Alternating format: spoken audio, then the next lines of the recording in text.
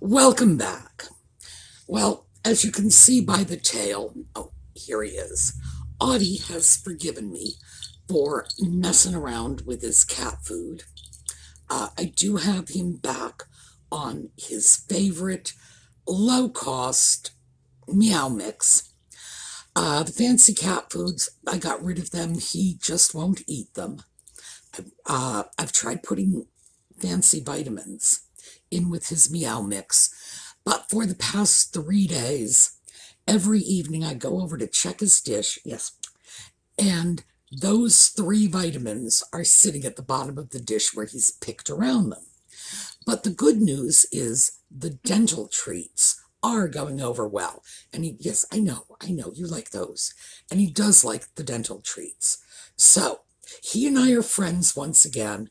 I need to find him a good vitamin supplement to sort of take the edge off the fact that he's eating a low nutrition store brand cat food, but it's way better than having him bring home chipmunks for dinner. So that's the Audie update. Also, I have a little film clip. I'll show it to you at the end of the video. Audie went outside to roll in dirt. And I talk to you about that from time to time. This is his favorite hobby, rolling in dirt. But I've never actually shown it to you. So I have a little film clip of Audie being filthy. Today, I thought we would talk a little bit more about online selling. I started that last week, but this is a bit of a different topic. It's not the continuation of what I started last week, which is how to get started in online selling. This is the things I find that can be picked up inexpensively and sell quickly and for decent money. So when we come back, all right, do you want to get down? All right, there you go.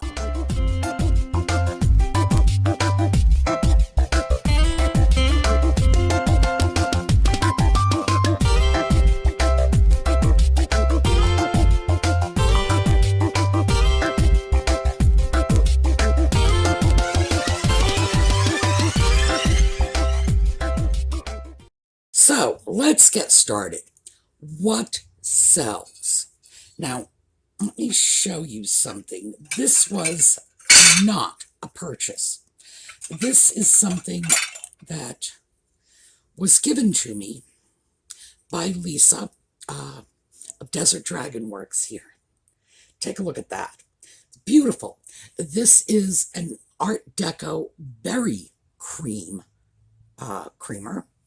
and a muffiner. So the muffiner and the creamer are part of a set. They used to use these at the breakfast table in the old days when you had berries and you poured cream over them, and you had muffins and you put sugar or a sugar-cinnamon combination over them before muffins became incredibly sweet. So let me set that down so we can just take a look at this. The reason something like that sells is, first of all, those sets sell. Much homelier sets than these, and these are beautiful, but much less attractive sets are still going to sell very well and very quickly. And by that, I mean, they'll spend 2 days in your shop before somebody sees them and snaps them up. One of the reasons this set would do so very well is the Art Deco styling. And this isn't classic Art Deco. Some of the features are. We can see the stripes. Yes, baby. I've got stuff. All right. He's back. The stripes, the jazz colors. Okay. Audie has relocated himself so we can get back to business. The part of this that is very strongly deco is the striping, the jazz colors, purple, orange, green. As you can see, the handle has a classic Art Deco shape to it. Art Deco is something that absolutely sells. In this case, when you have a combination of a set that will sell, a style that will sell, and let's see if you can try to do this without, there we go, hide the glare. The painting on this is beautiful. When you have something that's beautifully executed as well, of course it's going to sell. That set, as I say, that was a gift from Lisa. And my rule when people send me gifts is I get to keep one item per sender, period. And I've had to break that rule with the SueMe's Angels because they send me great stuff, frankly. And this is one of those sets that I'm thinking, I don't know if I'm going to be able to part with it. It's gorgeous, but I really should. I should use these as they were intended, because when Lisa sends things, she sends them for me to put them in my Etsy shop, raise money for the Schoolhouse Restoration Fund. I know. Oh, but I don't want to give it up. Anyway, Art Deco is here. Let's take a look at these, because this brings us over to something else. Salt and pepper shakers are great sellers if you can get them inexpensively enough and if they're nice enough. Now this set, as you can see, is very Art Deco. We have this classic hexagonal shape, the drop floral design. The colors are Art Deco colors, blues and greens, and the base of this is not actually white, it's a gray. It's not the jazz colors, but it's Art Deco colors. Pieces like that sell. So when you're looking at salt and pepper shakers, your target sale price needs to be somewhere between $15 and $20, and they will sell, especially if they're Art Deco. But let me show you this also. Some of you may remember, because of course when I purchased this, I got this at Bedford Antiques. It was from one of Paul's cabinets. And I said at the time I was paying over my budget for it. And the reason I was because the set is so nice. And I wanted to take the set home and make it available to my buyers, because I'm very acquisitive for my buyers. And this set is one of those things that I will probably break even on it, because I paid too much to begin with. Well, not too much. I wouldn't have paid too much. I would not have paid over what I thought it was worth. But I definitely paid over my little self-imposed $10 limit. If I had gotten this for $10, it would be a no-brainer, because this is a set that at auction on eBay would probably go in the range of $30 or more. Even buy it nows on eBay are quite high on this. So no, it wouldn't represent a loss. But that is definitely something that will sell. Let's take a look at this. I've been very lucky, because one of the dealers at Bedford Antiques has apparently fallen into a Satsuma collection. The pricing on the items is rather inconsistent. I seem to recall paying about $5 a piece for these, yet there were others very much the same, going for $20 in that booth. So something like this, when I can get them that inexpensively, these are not a pair, by the way, they just happen to be two that I picked up, but I wanted you to see a little bit of the variation on these Satsuma pieces. If they are brightly colored with plenty of gilding, and let me just see if I can shade out the light on this a little so you can see the gilding better. Well, you can certainly see it reflecting. That is gilding right in the middle of the sash on this woman's dress. That's why it's reflecting so strongly. When you have good, strong gilding like that, yes, absolutely. And Satsuma will sell. There's a whole collector's market out there for it. If you can find pieces, well, if you go to Bedford and find them for $5, absolutely. There's no question about it, because on places like eBay, pieces of this kind are ordinarily going for $20 or more. And that's part of choosing what it is you want to buy. You always want to be able to at least double your money on resale. I'm not going to be able to do it with that noritaki salt and pepper set. But as I say, I had a different reason for getting that. You want to be able to double your money. So if you pay $10 for something, you want to be able to sell it for $20. That's what makes it worth your while. Items that are almost always going to go well are pieces like this.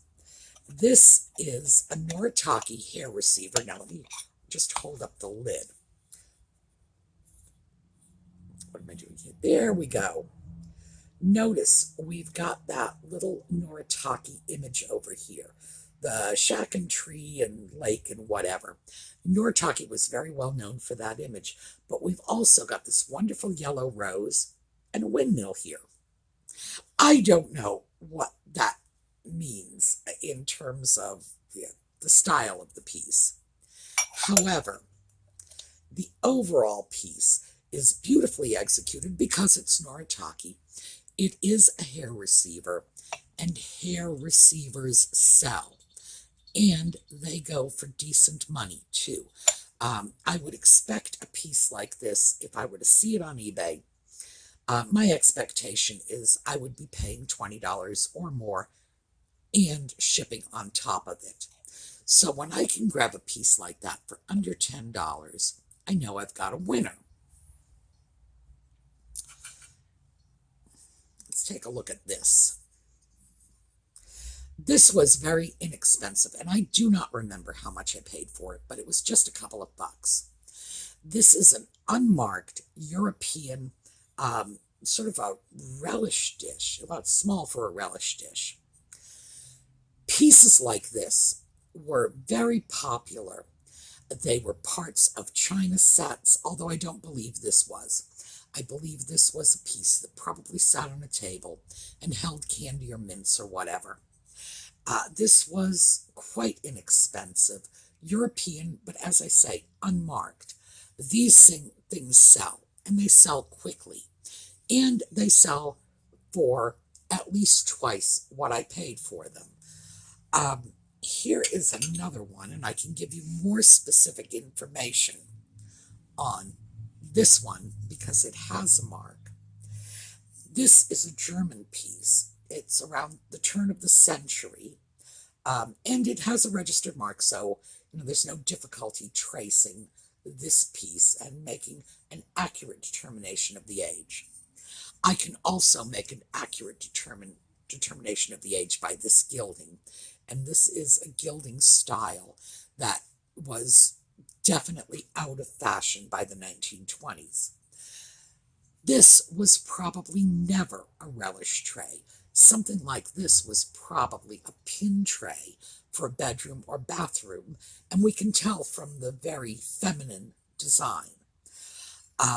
Pieces like this, I customarily pick them up for under $10, and I have no difficulty at all selling them for about $15, because in fact, a piece like this is probably worth about $25 if you just bought it on the open market. In other words, if I threw it to auction at eBay, it would go higher than $15. So if I offer it at a deal, it's going to sell.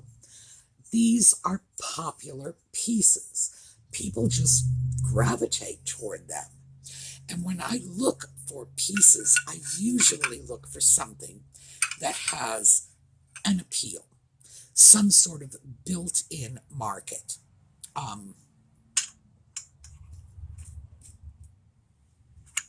me show you this one. This is an occupied Japan ashtray set. And as you can see, we've got an elephant on it. And we have these 4 little ashtrays. These little divots here are where you stuck your cigarette. There are little elephants on it. Pieces like this, these were for bridge games. You would have the little ashtrays. They would have their little ashtray holder.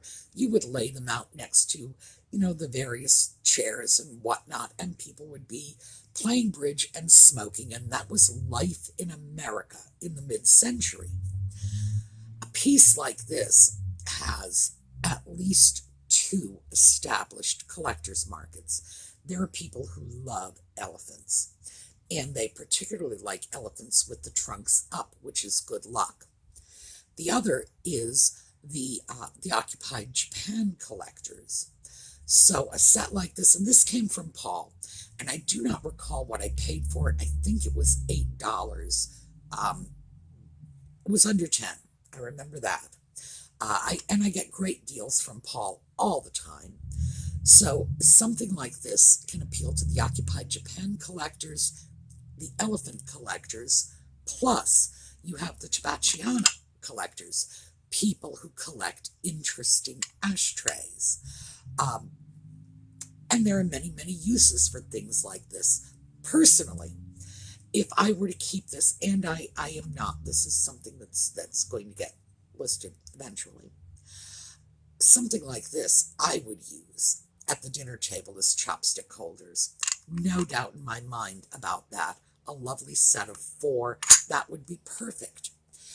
So it's a question of getting pieces that have an appeal, not necessarily a broad appeal, meaning you don't have to have most of America falling in love with it. But if you can appeal to 2 or 3 separate collectors markets, oh yeah, because someone in one of those markets is going to gravitate toward your piece. Now let me show you one and this is one I purchased fairly recently, and again, let me see if I can there we go. Just get the glare out of the way. This is a beautiful piece of noritaki from the mid-century. A piece like this not only appeals to Japanese porcelain collectors, but it's going to have a strong appeal for mid-century collectors because it has this wonderful triangular design, the bright orange and green. These colors were especially popular in the late 60s, but they were starting to come into decorating in the earlier 60s. I would say late 60s, right up through mid-70s, orange and green were just hot, hot, hot. But a piece like this will appeal to the mid-century modern collectors. I think it's beautiful. That's why I went over my $10 budget for it. It will appeal also to the Asian porcelain collectors, and lusterware sells. I cannot emphasize that strongly enough. Lusterware is a huge, huge draw. You can put out almost anything, and if it is lusterware, somebody's going to go for it.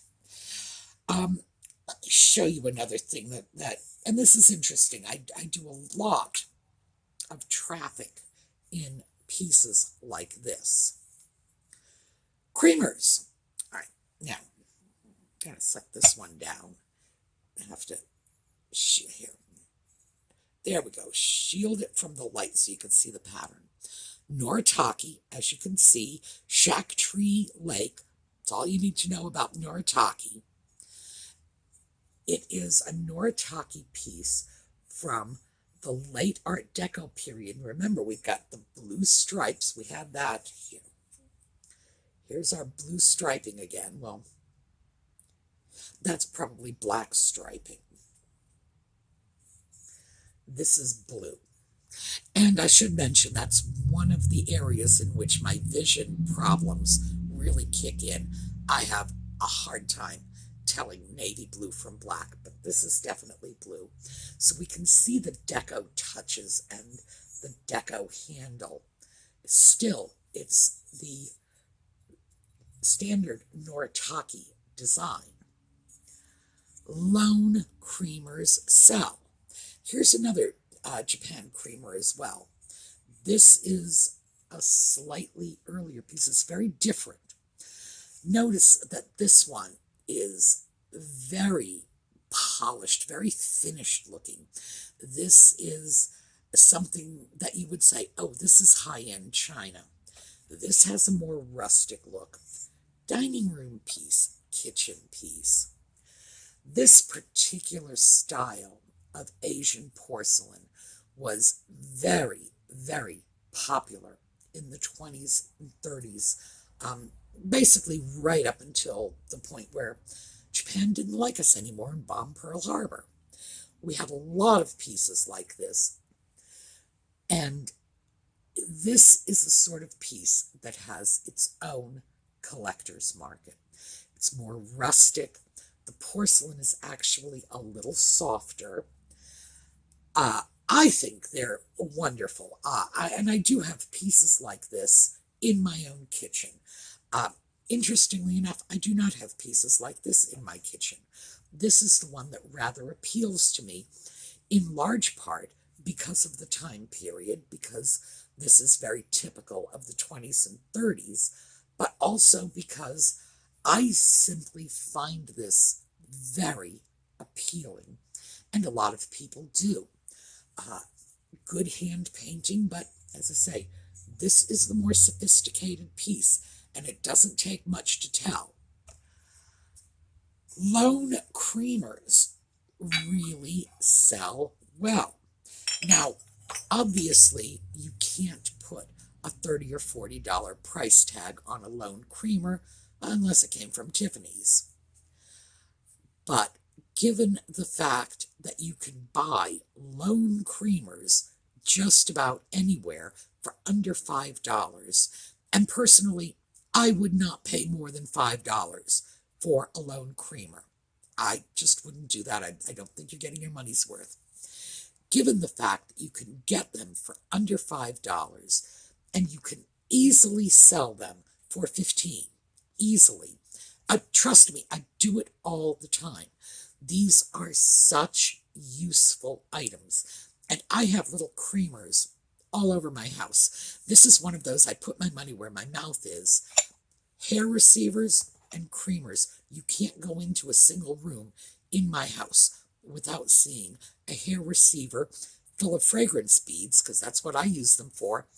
And when fragrance beads fall out of style, it'll be potpourri, because I use them as room freshener holders, so to speak. And the little creamers I use for absolutely everything else. They are receptacles by their very nature, but you can use them to water your plants. You can use them to hold toothpicks. You can stick candy in them. It doesn't matter. They have a million uses. So those things sell extremely well. What I find that might not sell so well, and I don't want to say these don't sell well. Sooner or later, everything sells. For me, it's going to sell, or I'm going to drop the price until it does. It's just that simple, because I figure that overall, I don't have to worry about taking a loss on a piece, because I will have made enough on another to compensate for that. But things that don't sell well, anything that is extremely personalized, I find that souvenirs from other parts of the country, something that says, enjoy your Niagara Falls vacation or whatever. I find that very often things like that do not sell. But there's a little but in there. If it's an unusual place, if it's an interesting place, it might. So Niagara Falls, which was very, very interesting, to people many years ago might not sell. New York World's Fair, which was in the mid-century, had a lot of mid-century stuff. Those things will sell. So it's not a universal rule, but in general, if you pick up something that says souvenir of Hawaii, you're probably going to be stuck with it. Items that are, I'm going to say this, ugly. Everybody's taste is different. Okay, I have to throw that out. Everybody's taste is different. What is unattractive to me may not be unattractive to you. You may love it, vice versa. If you came into my house, you're going to see steampunk stuff, and you're probably going to say to yourself, my God, what is she doing with all these gears in her living room? We all have individual taste. When you're buying things, though, you have to look at the taste of the broad range of your buyers, the people who are going to buy it in turn from you. So when you look at something, if it strikes you as ill-proportioned, garish, gaudy, think twice about getting it, even if it's something, well, you think somebody else is going to want it. Be cautious on that.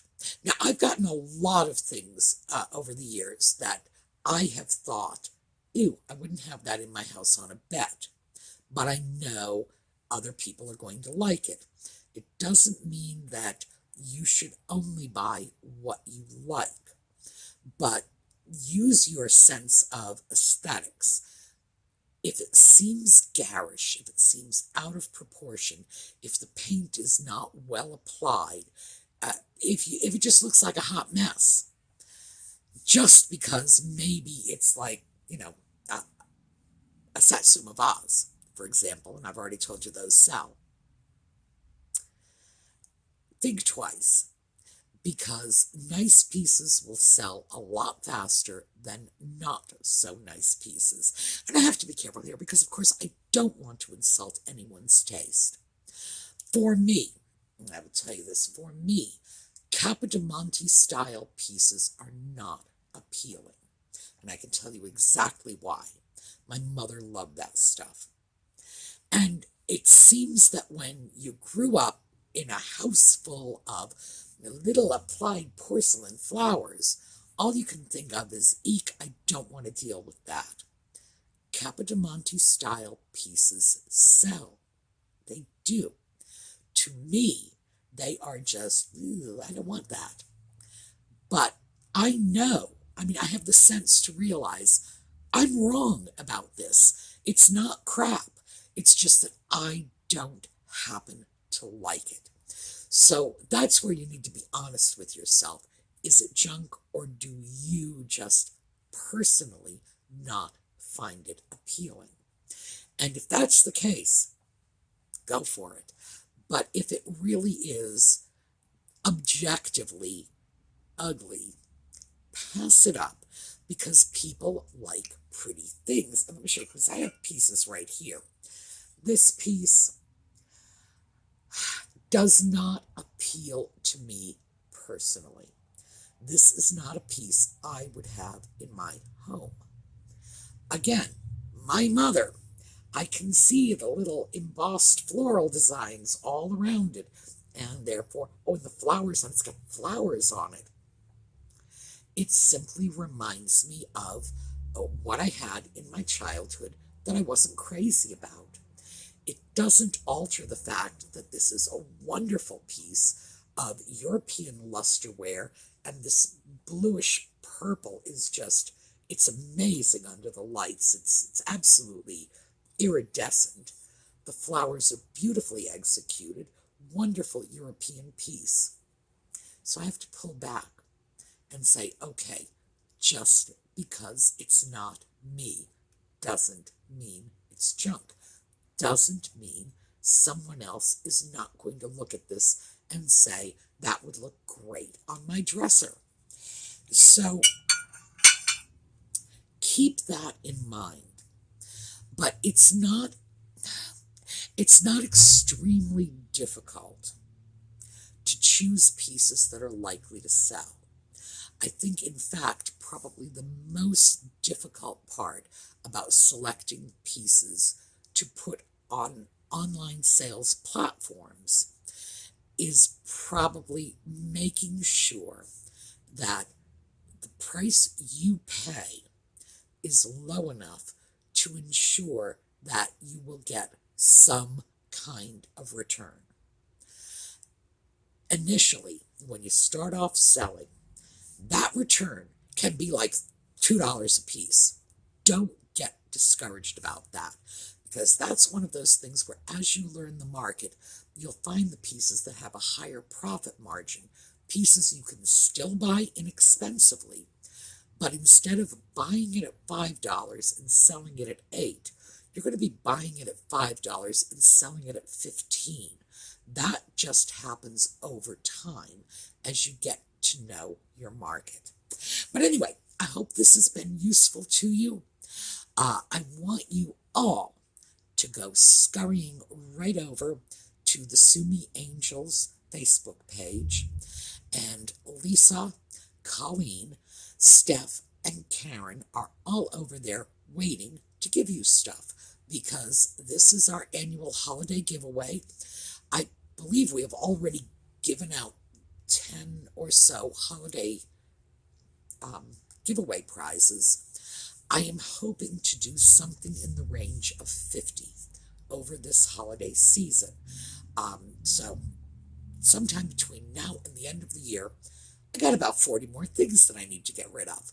So, I shouldn't say that. These are beautiful giveaway pieces. These are, among other things, we have Lisa's handmade pens. We have jewelry from Karen, from Steph. We have a wonderful tidbit tray from Colleen. Plus, we have other items that have been earmarked from the get-go. Pieces I've purchased and said, I want to use this as a giveaway. So, scoot on over, because I'm determined that we're going to spread the joy around this holiday season. All right, let's take a look at Colleen's front yard again. She gets into the holiday spirit. She sent some wonderful photos of her Halloween display. Enjoy, and I will see you all tomorrow.